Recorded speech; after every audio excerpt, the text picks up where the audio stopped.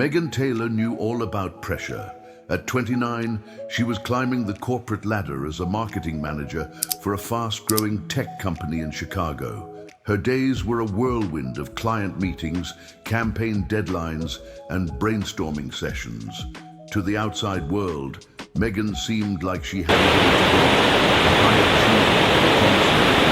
all. But inside, she felt like she was barely keeping her head above water. Every morning, Megan would wake up with a sense of dread, her heart racing before her feet even touched the floor. Her phone's notification screen was already flooded with emails, Slack messages, and calendar reminders. She'd pour herself a cup of coffee, take a deep breath, and dive into her day, hoping that this time she'd finally feel on top of things. But she never did. Megan's life was defined by the relentless pace of her work. The expectations were sky high, and her company's always-on culture didn't help. Her boss, Amanda, was a go-getter who seemed to thrive on chaos, often sending emails late at night or on weekends. Megan felt like she had to match that energy, even if it meant sacrificing her evenings and personal time. At home, Megan wasn't much better at managing her time. Her apartment in the trendy West Loop neighborhood was a reflection of her state of mind. Stacks of unopened mail sat on the counter, laundry was perpetually undone, and her fridge contained little more than takeout containers and a half-empty carton of almond milk. Megan's weekends, meant to be a time for relaxation, were consumed by overthinking. She'd sit down to start a task, but feel so overwhelmed by her to-do list that she'd freeze, scrolling through Instagram or watching Netflix instead. By Sunday night, the guilt would set in. I wasted another weekend, she'd think, berating herself for not being productive. What Megan didn't realize was that her anxiety was fueling her time management struggles, and vice versa. Her fear of failure kept her in a constant state of perfectionism, which made even simple tasks feel monumental. Every time she procrastinated or missed a deadline, her anxiety worsened, creating a vicious cycle she couldn't escape. One particularly rough week, Megan hit her breaking point. She had been working on a major campaign for a high-profile client and was struggling to keep up with the deadlines. Instead of reaching out for help or prioritizing her workload, she froze. Each passing day brought more emails, more pressure, and more self-doubt. By the time the client meeting rolled around, Megan was completely unprepared. During the presentation, she stumbled over her words and forgot key details, something that had never happened before. Amanda's disappointment was palpable, though she tried to soften it with a reassuring, "We'll figure it out." But Megan couldn't shake the feeling that she had failed, not just at the presentation, but at everything. That night, Megan sat on her couch, staring blankly at her laptop. Her heart was pounding and her mind was racing with thoughts like, "I'm not cut out for this job," and "What's wrong with me?" She didn't know how to move forward. All she knew was that something had to change. Megan began imagining what her life would look like if she didn't get her anxiety and time management under control. She pictured herself falling further behind at work, losing Amanda's trust, and ultimately being let go. She imagined her relationship suffering as she became more distant and consumed by her stress. Worst of all, she feared she'd never find a way out of this cycle, that she'd always feel like she was drowning in responsibilities with no lifeline in sight. These thoughts terrified her, but they also motivated her. Megan realized that she couldn't keep going like this. She needed help. One evening, while scrolling through social media in search of distraction, Megan stumbled upon a post shared by a friend. The headline caught her attention. "When Anxiety Hijacks Your Time, a Psychologist's Guide to Taking Back Control." Intrigued, she clicked on the link. The article, written by Dr. Vincent Vale, described the exact struggles Megan was facing. Procrastination fueled by perfectionism, the paralysis of overwhelm, and the constant guilt of feeling unproductive. What stood out to her was Dr. Vale's assertion that anxiety and time management were deeply interconnected, and that by addressing both, it was possible to break free from the cycle. One line in particular stuck with her. Time management isn't just about calendars and to-do lists. It's about managing your emotions and beliefs about time. For the first time, Megan felt a glimmer of hope. Maybe she wasn't just bad at managing her time. Maybe there was a deeper issue she could work through. At the end of the article, Dr. Vale included a link to schedule a consultation. Megan hesitated for a moment, then clicked the link and booked an appointment. Megan arrived at Dr. Vincent Vale's office on a chilly Tuesday afternoon, her heart pounding as she waited in the lobby. She had never been to therapy before and wasn't sure what to expect. Part of her still felt like this was a waste of time. Shouldn't she just be able to figure this out on her own? But the larger part of her, the part that felt like she was on the verge of a breakdown, knew she couldn't keep going like this. Dr. Vale greeted her with a calm smile and a firm handshake. "Megan, come on in. It's great to meet you." His office was warm and inviting, with soft lighting, cozy chairs, and shelves lined with books and plants. It felt like a safe space, which immediately eased some of Megan's nerves. As she settled into her chair, Dr. Vale began. "So, tell me a little about what's been going on?" Megan hesitated, fumbling for the right words. I feel like I'm constantly behind. No matter how hard I try to stay on top of things, it's never enough. Work is overwhelming. My personal life is a mess, and my anxiety just makes everything worse. I keep procrastinating, which makes me even more anxious. And then I end up scrambling to get things done at the last minute. It's like I'm stuck in this loop and I don't know how to get out. Dr. Vale nodded, his expression empathetic. That loop you're describing is something a lot of people experience. Which leads to avoidance. But the avoidance only increases your anxiety, creating a cycle of feeling trapped. Megan felt a wave of relief. For the first time, someone had put her feelings into words. Over the next few sessions, Megan and Dr. Vale worked together to explore the deeper roots of her struggles. They started with her relationship with time and how it had been shaped by her past. Megan grew up in a household where achievement was everything. Her parents, both high-performing professionals, instilled in her the belief that success came from hard work and perfection. Mistakes weren't just mistakes, they were failures. "I remember one time in high school," Megan shared during a session, "I got a B on a math test and my dad looked so disappointed. He didn't yell or anything, but he said, 'You could have done better if you'd worked harder.' That stuck with me." Dr. Vale leaned forward slightly. "And how do you think that experience influences how you approach work and time now?" Megan sighed. "I guess I always feel like I have to prove myself. Like if I'm not perfect, I'll let everyone down." Dr. Vale explained how perfectionism and fear of failure often fuel anxiety and time management issues. When we tie our self-worth to our achievements, we create an all-or-nothing mindset. Either we succeed perfectly or we fail completely. That kind of pressure makes it hard to start tasks because we're so focused on avoiding failure. Megan nodded, feeling both seen and overwhelmed. "That makes so much sense, but how do I change it? I can't just turn off the anxiety." "You're right, you can't turn it off," Dr. Vale said, "but you can learn to manage it. We're going to work on breaking tasks into smaller, manageable steps and challenging the beliefs that are driving your perfectionism." Dr. Vale introduced Megan to a few practical strategies to help her manage her time and anxiety. The first was chunking, or breaking larger tasks into smaller, more manageable pieces. Instead of thinking about finishing an entire presentation, for example, Megan would focus on drafting the introduction or gathering data for one slide. Megan was skeptical at first. "What if I don't get everything done? I feel like I need to see the whole picture to know I'm doing it right." "That's the perfectionism talking," Dr. Vale said with a smile. "It's okay to take it one step at a time. Remember, progress is better than perfection." Another challenge came when Dr. Vale suggested Megan schedule short breaks throughout her day to prevent burnout. "But I already feel like I don't have enough time," Megan protested. Taking breaks doesn't waste time, it recharges you, Dr. Vale explained.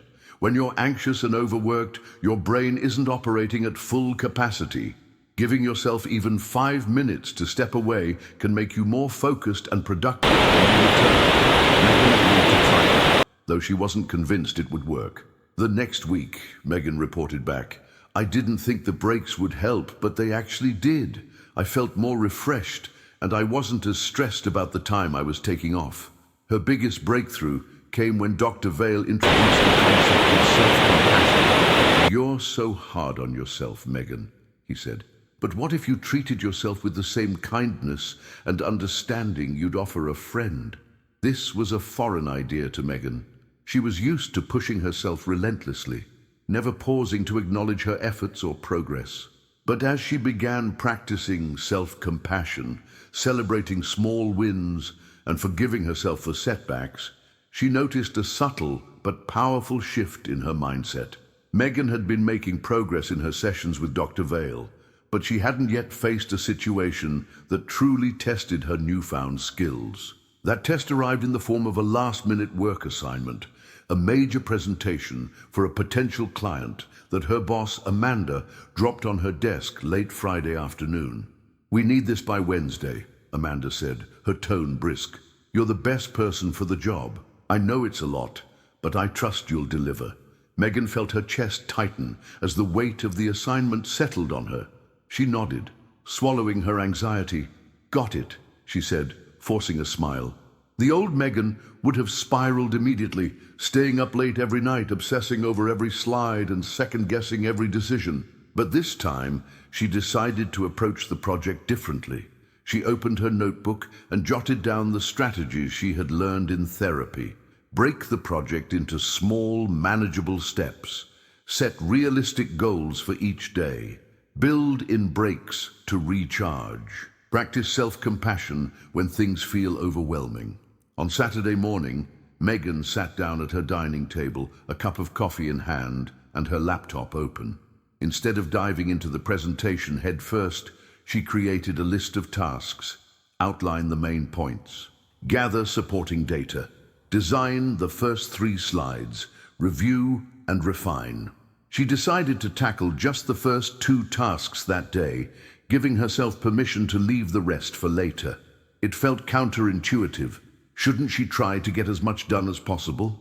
But as she worked through her list, Megan realized that focusing on smaller tasks made the project feel less overwhelming. By Sunday evening, she had completed her outline and started designing the slides.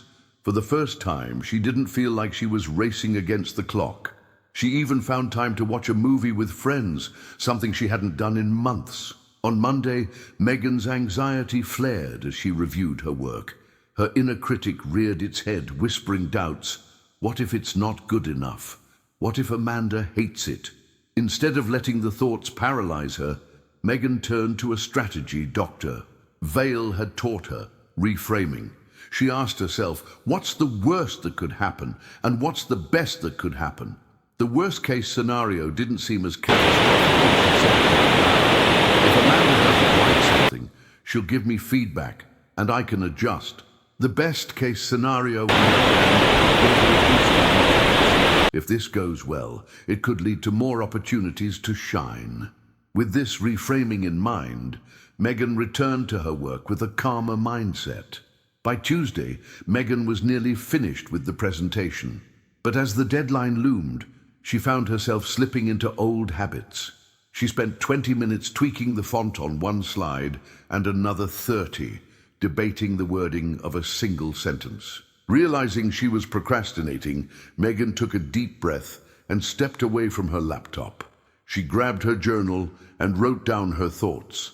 Why am I procrastinating right now? What am I afraid of? As she reflected, Megan realized she was stalling because she feared judgment. I'm scared Amanda won't think it's perfect, she wrote. But then she countered the thought, it doesn't have to be perfect. It just has to be clear and effective. Returning to her laptop, Megan finished the final slides, resisting the urge to overanalyze every detail. Wednesday morning arrived, and Megan felt a mix of nerves and excitement as she walked into the conference room. Amanda and the potential client were already seated, their faces expectant. Megan took a deep breath, grounding herself in the moment. She reminded herself of the mantra Dr. Vale had taught her. I am prepared, I am capable, I am enough. The presentation went smoothly. Megan spoke with clarity and confidence, and when the client asked questions, she responded thoughtfully without feeling flustered. After the meeting, Amanda pulled her aside. Megan, that was fantastic, she said. You were calm, prepared, and persuasive. The client loved it, and I'm really proud of you. Megan felt a surge of pride, not just because Amanda was impressed, but because she had proven to herself that she could handle high-pressure situations without letting anxiety take over. That evening, Megan reflected on her journey. She wrote in her journal, I used to think anxiety controlled me, but now I see that I can control how I respond to it. Breaking tasks into steps and reframing my fears helped me stay focused. Progress really is better than perfection. For the first time in a long time, Megan felt like she was in control, not just of her time, but of her life.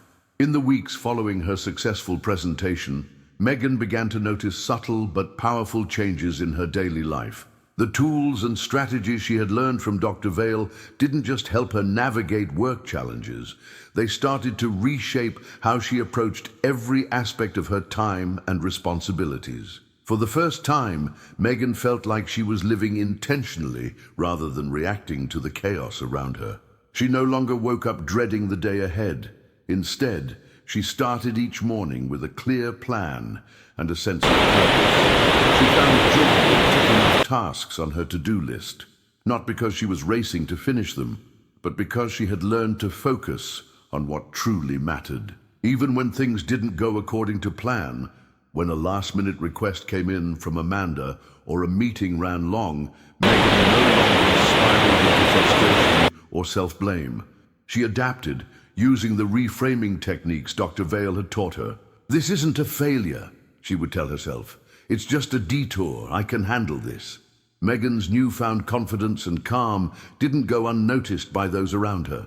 Her colleagues at work, who were used to seeing her frantically juggling tasks, were surprised by her composure. During a team lunch, one co-worker, Sarah, leaned over and whispered, You've been so on top of things lately. What's your secret? Megan smiled. Honestly, therapy helped a lot. I realized I wasn't just struggling with time management, it was my anxiety getting in the way. Learning how to manage both changed everything. At home, the changes were just as profound. Megan started keeping her weekends sacred, blocking out time for herself and her friends. She reconnected with hobbies she had abandoned, like painting and yoga, and even began cooking meals instead of defaulting to takeout. Her apartment, once a chaotic reflection of her inner turmoil, became a clean and peaceful sanctuary. Her best friend Lisa noticed the transformation as well. You're like a different person, Lisa said one evening as they shared a bottle of wine. You're still ambitious, but you're not overwhelmed all the time. It's inspiring. Megan laughed. It's not magic, it's work, but it's worth it. Dr. Vale often thought about Megan's journey as a perfect example of the intersection between anxiety and time management. During a webinar on mental health and productivity, he shared her story, anonymously of course, as a case study. Time management isn't just about finding the perfect app or planner, he explained to the audience. It's about addressing the emotional barriers that keep us stuck, like anxiety, fear of failure, and perfectionism. Megan learned that managing her time started with managing her mind. He highlighted a key takeaway from her story: the importance of self-compassion. We're so quick to judge ourselves when we fall short, but what if we approached ourselves with kindness instead? Megan's ability to break free from her anxiety wasn't just about practical strategies, it was about giving herself permission to be human. Dr. Vale turned to the camera, speaking directly to his audience. If you're struggling with time management, I want you to ask yourself, what role is anxiety playing in your life? Are you avoiding tasks because they feel overwhelming? Are you holding yourself to impossible standards? He encouraged viewers to take the first step toward change. Start by identifying one task or responsibility that feels overwhelming. Break it into smaller, more manageable steps. Practice self-compassion when you encounter obstacles. And remember, Dr. Vale said with a warm smile, you don't have to do this alone. Seeking support, whether from a therapist, a friend, a loved one, can make all the difference. Megan's transformation didn't just impact her own life, it inspired others around her. At work, she started mentoring junior employees, sharing the time management strategies she had learned and encouraging them to prioritize their mental health. One evening, as she was leaving the office, her co-worker Sarah stopped her in the hallway. "Hey, I've been trying some of the things you told me about, like breaking tasks into smaller pieces and taking breaks. It's really helping. Thank you for sharing." Megan felt a swell of pride, not because she had solved Sarah's problems, but because she had passed on the tools that had helped her reclaim her own life. Megan's story is a reminder that time management and mental health are deeply connected. When we address the underlying anxiety that drives our procrastination and perfectionism, we open the door to real, lasting change. As Dr. Vale reflected, time isn't the enemy. It's how we relate to it that matters. By shifting our mindset and focusing on what truly matters, we can create a life that feels balanced and fulfilling. Dr. Vale ended the story with an empowering question for viewers. What's one small change you can make today to reclaim your time and ease your anxiety? Start there. You don't have to do it all at once. Just take the first step. With a reassuring smile, he added, and remember, you are capable, you are enough, and you deserve a life that feels manageable and meaningful.